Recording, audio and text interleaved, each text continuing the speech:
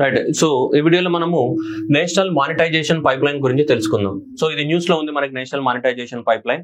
So target అనేది exceed అయిందని చెప్పేసి మనకి చెప్తుంది. మనకి ఎందుకు టార్గెట్ ఎక్సీడ్ అయితే అసలు ఫస్ట్ ఆఫ్ ఆల్ ఇది ఏంటనేది మనం తెలుసుకుందాం. National monetisation pipeline. So ఈ నేషనల్ మానిటైజేషన్ పైప్ లైన్ కన్నా ముందు మనం తెలుసుకోవాల్సింది ఏంటిదంటే మనకు ఒకటి national infrastructure pipeline. National infrastructure pipeline. So infrastructure ని డెవలప్మెంట్ చేయడానికి కోసము మనకి national infrastructure pipeline NIP so 2019లో మనకు ప్రపోజ్ చేశారు. 2019 డిసెంబర్లో మనకు ప్రపోజ్ చేయడం జరిగింది. 2020 నుంచి ఇంప్లిమెంట్ చేస్తున్నారు. సో 2020 నుంచి దాదాపు 2025 వరకు 2025 వరకు అంటే ఈ 6 years of the time period ఏదైతే ఉందో, సో ఈ టైం పీరియడ్ లోపల దాదాపు మనకి భారతదేశంలో ఇన్ఫ్రాస్ట్రక్చర్ డెవలప్మెంట్ చేయడానికి కోసం అంటే సో ఇలాంటివి పోర్ట్స్ కానీ, ఓకే, రోడ్లు కానీ, సో నెక్స్ట్ ఎయిర్పోర్ట్స్ కానీ, ఓకే, సో మనకి పవర్ ప్లాంట్స్ కానీ, ఓకే, సోలార్ పార్క్స్ కానీ, ఓకే, రూరల్ ఇన్ఫ్రాస్ట్రక్చర్ కానీ, నెక్స్ట్ ఇరిగేషన్ ఫెసిలిటీస్ కానీ, ఇలాంటి ఇన్ఫ్రాస్ట్రక్చర్ డెవలప్మెంట్ చేయడానికి కోసము మనకి రాబోయే ఈ 2020 నుంచి 2025 వరకు మనకి 1 lakh crore రూపీస్ అనేది మనకి ఇన్వెస్ట్మెంట్ అనేది అవసరం అనేది గవర్నమెంట్ అనేది మనకి డాక్యుమెంట్ ప్రిపేర్ చేయడం జరిగింది. 111 lakh crores of the investment అవసరము, 111 lakh crores of the investment అవసరం. ఆ ప్రాజెక్ట్ మనం నేషనల్ ఇన్ఫ్రాస్ట్రక్చర్ పైప్ లైన్ అంటాం. ఇప్పుడు దాన్ని పిఎం గతి శక్తి అని పిలుస్తున్నారు. బట్ ఓవరాల్ గా ఇనీషియల్ గా 2019లో ప్రపోజ్ చేసినప్పుడు డిసెంబర్లో దాని పేరు నేషనల్ ఇన్ఫ్రాస్ట్రక్చర్ పైప్ లైన్. ఈ నేషనల్ ఇన్ఫ్రాస్ట్రక్చర్ పైప్ లైన్ ప్రకారం 2020 నుంచి 2025 వరకు ఎంత 111 lakh crores 11 lakh crores అనేది అవసరం. దేంట్లో ఇన్ఫ్రాస్ట్రక్చర్ ని డెవలప్మెంట్ చేయడానికి కోసం. ద పాయింట్ ఈస్ మరి ఇది 11 lakhs అంటే ఈ రోడ్లు కానీ ఇవన్నీ డెవలప్మెంట్ చేయడానికి ఇవన్నీ అవసరం ఇన్ఫ్రాస్ట్రక్చర్. అయితే ఇంత పెద్ద అమౌంట్ ఏదైతే ఉందో ఇంత పెద్ద అమౌంట్ ని గవర్నమెంట్ ఒకటే స్పెండ్ చేయలేదు కదా. సో కాబట్టి మనం దీనికి ప్రైవేట్ ఇన్వెస్ట్మెంట్ ద్వారా కానీ, ఫారెన్ ఇన్వెస్ట్మెంట్ ద్వారా కానీ, ఏదైనా వేరే ఇన్నోవేటివ్ మెథడ్స్ ద్వారా కానీ మనం ఏం చేయాలి, అంత అమౌంట్ ఆఫ్ ద మనీని ఏం చేయాలి మనం, సో మొబిలైజేషన్ చేయాలంటే సేకరించాలి.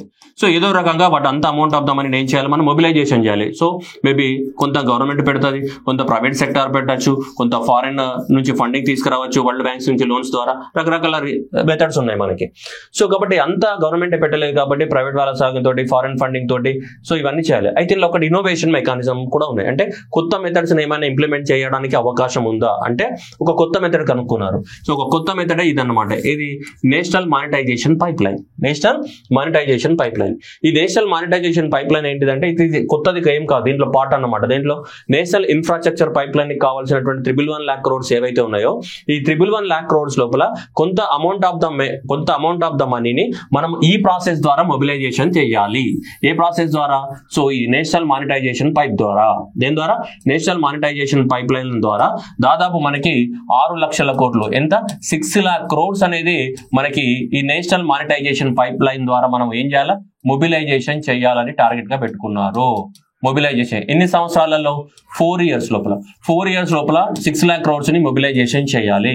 ఎప్పటి నుంచి, 2022 నుంచి మొదలు పెడితే మనకి 2026 వరకు 4 years ఆఫ్ ద స్పాన్ ఏదైతే ఉందో మనకి 4 years ఆఫ్ ద స్పాన్ లో మనకి ఇంత amount of the money spend చేయాలని చెప్తున్నారు. సో ఏదైతే 6 lakh crores ని in the span of the 4 years లోపల 6 lakh crores ఏం చేయాలా, స్పెండ్ చేయాలి. 2022 నుంచి 2026 వరకు ఈ 4 years లోపల మనకి 6 లక్షల కోట్లని మొబిలైజేషన్ చేయాలి.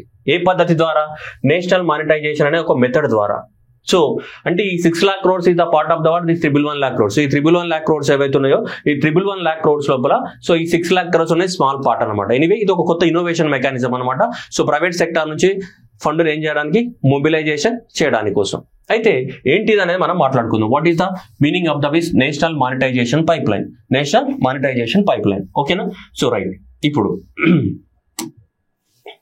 ఏం చేస్తారు ఈ నేషనల్ మానిటైజేషన్ పైప్ లైన్ లో అంటే, సపోజ్ ఇప్పుడు మనకి ఇల్లు ఉంది అనుకుందాం, ఓకే.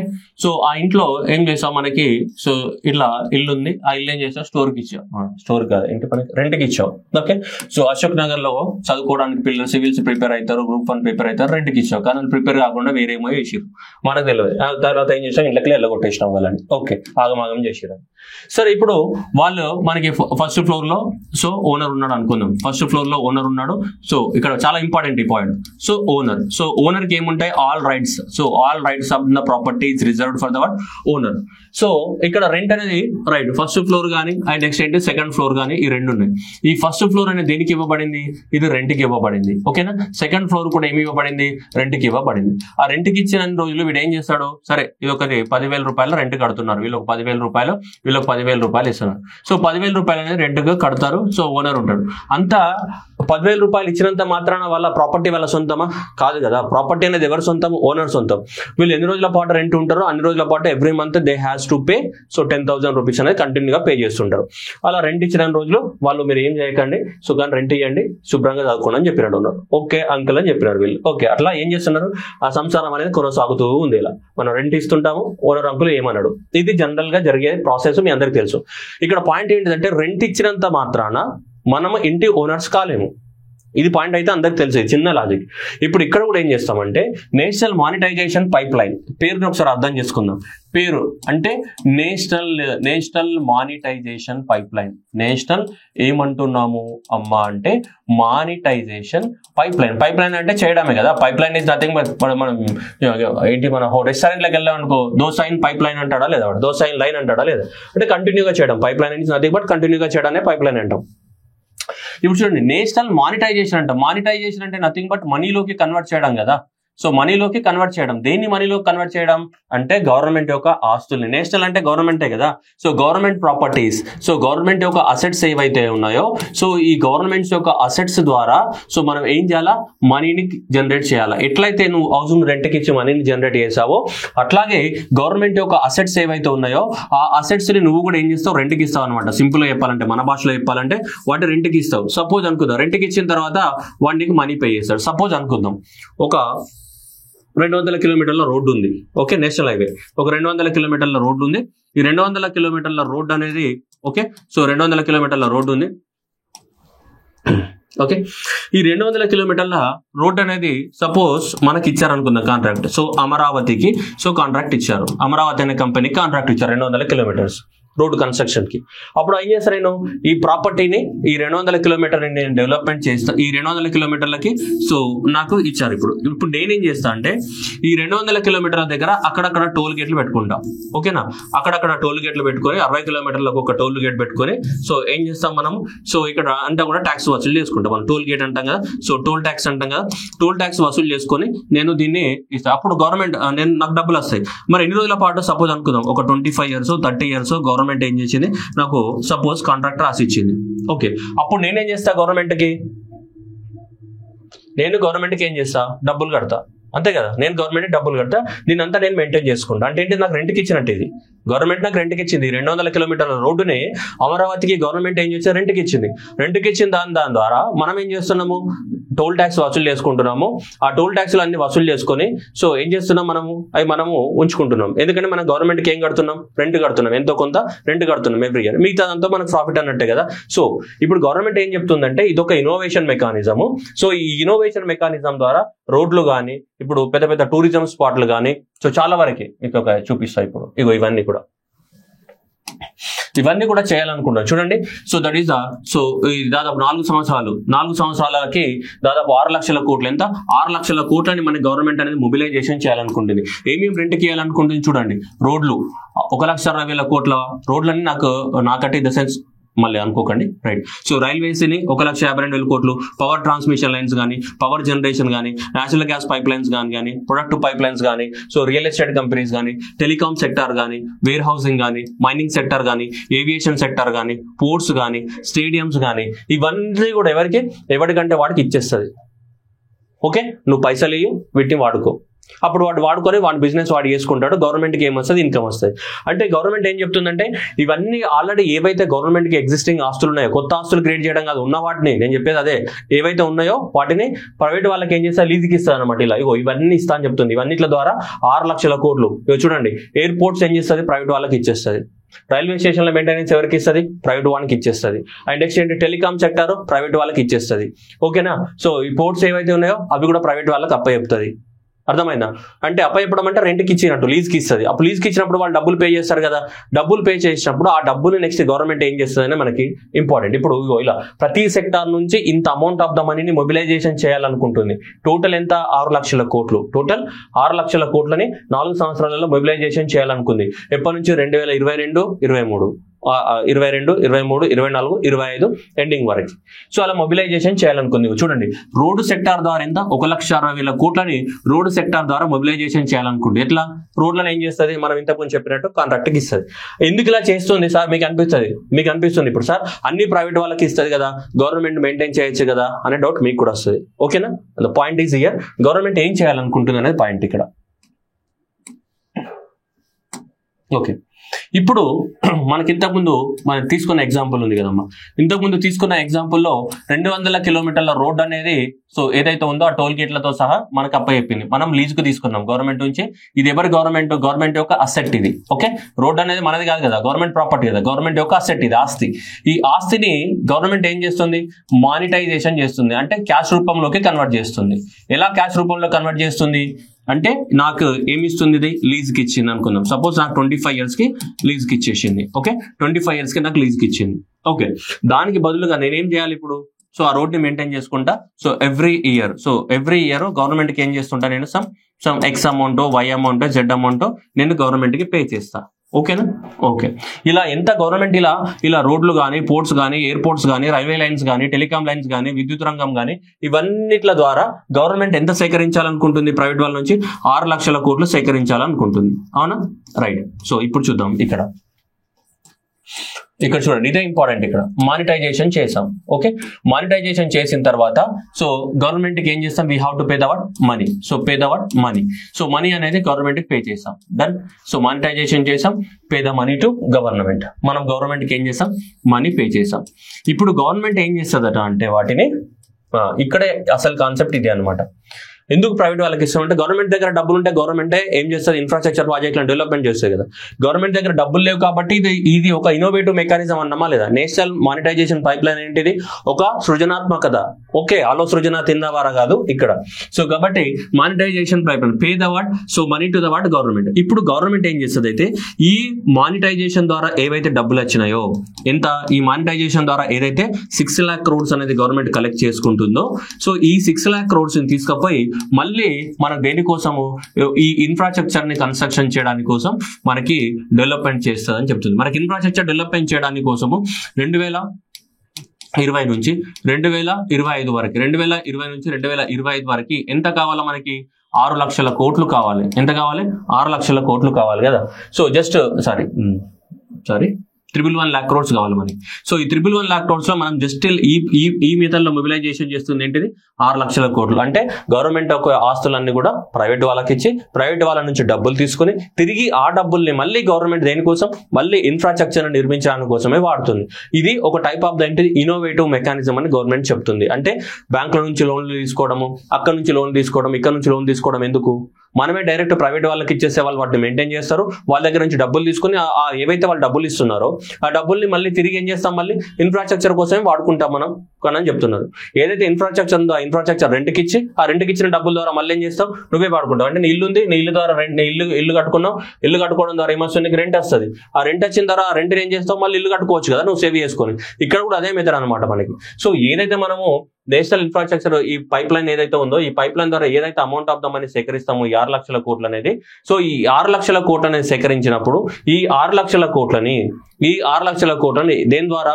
గవర్నమెంట్ యొక్క ఆస్తుల్ని మనము వేరే వాళ్ళకి లీజుకి ఇచ్చేసి, ఈ ఆస్తులన్నీ కూడా వేరే వాళ్ళకి లీజుకి ఇచ్చేసి మనం ఆస్తుల ద్వారా ఏం చేస్తున్నాం? మనీని సేకరిస్తున్నాం. చూడండి ఇందులో 6 లక్షల కోట్లలో తీసుకుంటే చూడండి 27% of the amount of the money roads నుంచి రావాలి అండ్ టార్గెట్ పెట్టుకుంది.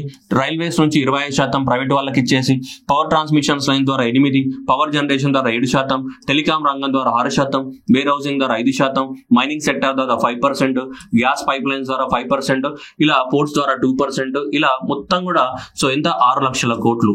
సో ఈ 6 లక్షల కోట్లలో దాదాపు 50% పైగా రెండింటి నుంచి రోడ్లు, రైల్వేలు ఏం చేయాలి? ప్రైవేట్ వాళ్ళకి అప్పచెప్పి మనం ఏం చేయాలి? సప్పట్లో కొట్టాలా ఓ అని. అర్థమైందా? సో ఒక చప్పట్లో కూడా తప్ప ఎంత వస్తాయి? 6 లక్షల కోట్లు వస్తాయని చెప్తుంది గవర్నమెంట్. ఇగో ఈ ఆస్తులన్నీ కూడా ప్రైవేట్ వాళ్ళ చేతుల్లో పెడతాం. వాళ్ళు ఇచ్చిన డబ్బులన్నీ ఏం చేస్తుంది గవర్నమెంట్? మళ్ళీ పోగేసుకుంటుంది. పోగేసుకొని మళ్ళీ వాటి ద్వారా ఇన్ఫ్రాస్ట్రక్చర్ డెవలప్మెంట్ చేస్తూ ఉంటుంది. ఇది అందుకే నేను స్టార్టింగ్ నేను చెప్పింది ఒక ఇన్నోవేటివ్ మెకానిజం అని చెప్పిన. సక్సెస్ అవ్వచ్చు, ఫెయిల్యూర్స్ అవ్వచ్చు. ఎందుకంటే వేరే వాళ్ళ దగ్గర నుంచి అప్పులు తీసుకోవడం, అక్కడ నుంచి అప్పులు తీసుకోవడం ఇవన్నీ ఎందుకని చెప్పి డైరెక్ట్ మన దగ్గర ఆస్తులు ఉన్నాయి కదా, గవర్నమెంట్ యొక్క ఆస్తులు ఉన్నాయి కదా, ఆస్తులను రెంట్కి ఇద్దాం. రెంట్కి ఇచ్చేసి వాళ్ళు ఇచ్చే డబ్బుల ద్వారా తీసుకొని వాటిని మళ్ళీ ఇన్ఫ్రాస్ట్రక్చర్ డెవలప్మెంట్ చేయడానికి కోసం వాడుకుందాం అని చెప్పేసి ఇలా 6 లక్షల కోట్లకి మంగళం వాడింది అనమాట గవర్నమెంట్. ఇలా ప్రతి సంవత్సరము ఇంత చూడండి. సో 2022 ఫినాన్షియల్ ఇయర్ 2022 ఇయర్ ఏదైతే ఉందో సో దాంట్లో 88,000 సో 190 కోట్లకి టార్గెట్ పెట్టుకుంది. అట్లా ఇక్కడ తీసుకుంటే నెక్స్ట్ ఇయర్ 1,62,000 కోట్ల ఆస్తుల్ని ప్రైవేట్ వాళ్ళకి ఇవ్వడం జరిగింది. ఇక్కడ తీసుకుంటే మనకి 1,79,000 కోట్ల ఆస్తుల్ని ప్రైవేట్ వాళ్ళకి ఇవ్వడం జరిగింది. ఇక్కడ తీసుకుంటే 1,67,000 కోట్ల ఆస్తుల్ని ప్రైవేట్ వాళ్ళకి ఇవ్వడం జరిగింది మనకి ఇలా. సో మొత్తము సో ఇయర్ బై ఇయర్ ఇన్ని ఆస్తుల్ని మనం ప్రైవేట్ వాళ్ళకి ఇచ్చాం. That is the value of the word monetisation pipeline year wise. అంటే మన గవర్నమెంట్ యొక్క ఆస్తుల్ని ప్రైవేట్ వాళ్ళకి. మనకి చాలా కాంట్రవర్సీ అయింది. ఏం కాంట్రవర్సీ అయింది తెలుసా? రెడ్ ఫోర్ట్ని కూడా ఇచ్చినారు. రెడ్ ఫోర్ట్ ఏదైతే ఎర్రకోట ఉందో దాని మెయింటెనెన్స్ కూడా ప్రైవేట్ వాళ్ళకి ఇచ్చిందని చెప్పేసి పెద్ద కాంట్రవర్సీ. దేని కింద? ఈ నేషనల్ మానిటైజేషన్ పైప్ లైన్ కిందని. ఓకే, సో కాబట్టి ఇలా ఆస్తులన్నింటిని కూడా ఇవ్వడం జరుగుతుంది. అయితే గవర్నమెంట్ ఏం చెప్తుంది? మీకు ఇప్పుడు డౌట్ వస్తుంది, సార్ ఆస్తులన్నీ ఎందుకు ఇవ్వచ్చు? మరి గవర్నమెంట్ తోటి అంత మెయింటెనెన్స్ చేయలేదు.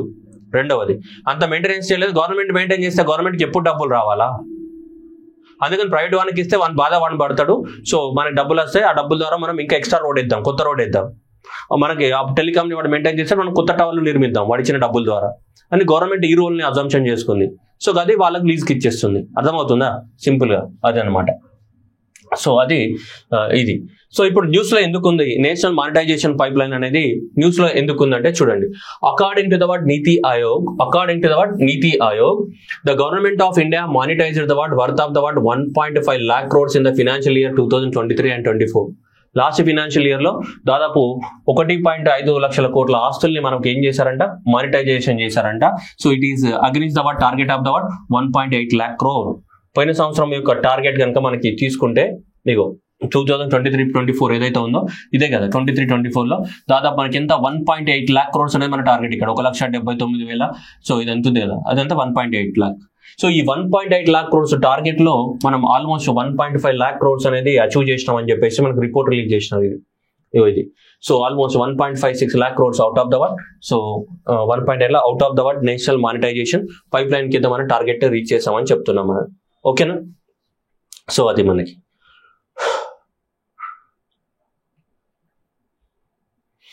అంతకుముందు ఫినాన్షియల్ ఇయర్ లో ఇక్కడ చూడండి 2.5 lakh crores అగ్నిస్ట్ 2 లక్షల కోట్లకి అగ్నిస్ట్ గా మనకి చాలా ఎక్కువ మొత్తంలోనే వాళ్ళు అచీవ్మెంట్ చేసినామని చెప్తున్నారు.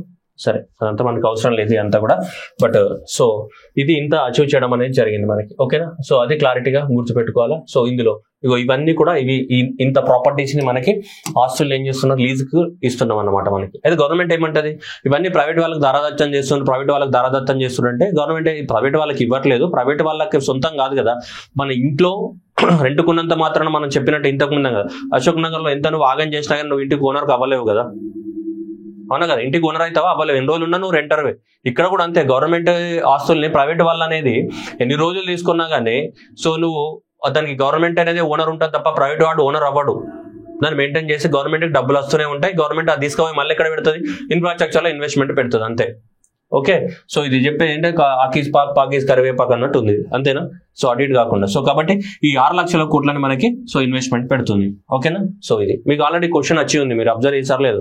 గ్రూప్ 1 ఫిలిమ్స్ లో ఆల్రెడీ మనకి ఏపీఎస్సీ గ్రూప్ 1 ఫిలిమ్స్ లో క్వశ్చన్ అడిగాడు. నేషనల్ మానిటైజేషన్ పైప్ లైన్ గురించి క్వశ్చన్ ఉంది ఆల్రెడీ. మీరు అబ్జర్వ్ చేస్తే క్వశ్చన్ పేపర్ తీసి చూడండి మళ్ళీ ఒకసారి, మీకు అర్థమవుతుంది. నేషనల్ మానిటైజేషన్ పైప్ లైన్ అంటే ఇది సపరేట్ ఏం కాదు, ఇట్ ఈస్ నేషనల్ మాని. ఇప్పుడు సపోజ్ నీకు ఏం గుర్తు రాలేదు, what is mean by national monetisation pipeline అంటే it is a innovative method. First మనకి అది మైండ్ లో రావాలి. What is national monetisation? ప్రభుత్వం యొక్క ఆస్తుల్ని ఏం చేయాలి? డబ్బుల రూపంలోకి కన్వర్ట్ చేయాలి. గవర్నమెంట్ యొక్క అసెట్స్ ని మానిటైజేషన్ చేయాలి. It is a innovative mechanism to mobilise the money based on the government assets, public assets. Government యొక్క ఆస్తుల ద్వారా మనకు మనీని ఏం చేయాలి? మొబిలైజేషన్ చేయాలి. అలా మనీ మొబిలైజేషన్ చేసే మెథడే ఇదన్నమాట మనకి. ఇది national monetisation pipeline. So ఇది ఎప్పుడు మనకి దీంట్లో భాగంగా ప్రపోజ్ చేశారు, ఏది national infrastructure pipeline. So ఈ నేషనల్ ఇన్ఫ్రాస్ట్రక్చర్ పైప్ లైన్ ఏదైతే 2020 నుంచే 25 వరకు ఎన్ని కోట్లు కావాలన్నా 111 పంగనామాలు పెట్టాలి. సో దీంట్లో 6 లక్షల కోట్లు, దీంట్లో 6 లక్షల కోట్లు అనేది ఈ మెథడ్ ద్వారా మొబిలైజేషన్ చేయాలనుకుంటున్నారు. దేని ద్వారా? నేషనల్ మానిటైజేషన్ పైప్ లైన్ ద్వారా మొబిలైజేషన్ చేయాలనుకుని టార్గెట్ గా పెట్టుకోవడం జరిగింది. 2020 నుంచి 25 వరకు 6 లక్షల కోట్లు మనకి 4 years లోపల మనకి దాదాపు 27% ఎక్కడి నుంచి రోడ్స్ నుంచి అండ్ 25% అనేది ఎక్కడి నుంచి రైల్వేస్ నుంచి, ఇలా ఎవ్రీ ఇయర్ ఇవన్నీ కూడా స్లోగా మనం ఆస్తుల్ని అప్పచెప్తున్నాం. ఎవరికి? ప్రైవేట్ వాళ్ళకి అప్పచెప్తున్నాము. ఓకేనా? మేరా భారత్ మహాన్. Okay, right. ఇది మనకు సంబంధించింది ఏది నేషనల్ మానిటైజేషన్ పైప్ లైన్. ఓకేనా? ఈ నేషనల్ మానిటైజేషన్ పైప్ లైన్ అంతా కూడా సో సూపర్వైజ్ చేస్తున్న వాళ్ళు ఎవరు? నీతి ఆయోగ్ అనేది సూపర్వైజ్ చేస్తుంది. దేని మనకి?